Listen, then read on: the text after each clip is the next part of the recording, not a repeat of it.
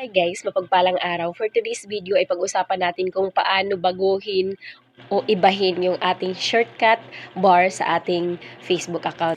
Kung mapapansin po ninyo sa Facebook ko, tatlo lang yung shortcut bars, kaya baguhin natin. Pumunta tayo sa settings, tapos tap natin yung profile settings, tapos scroll down lang tayo.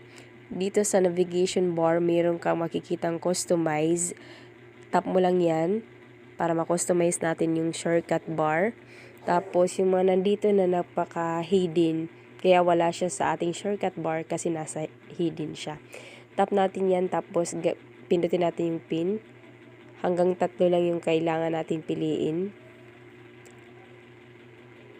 Yung profile pin natin. Tapos, yung profile. Ayan, yung 3.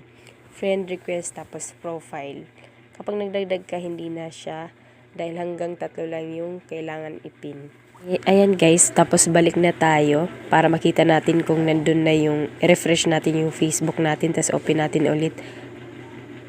Ayan, ito na, nandito na yung mga pinin natin, nagkaroon na, nalagdagan na yung shortcut bar natin sa ating Facebook account. Ganun lang po siya kadali. Kung nakatulong ang video ito, may natutunan ka pa, heart and follow naman. Thank you, God bless.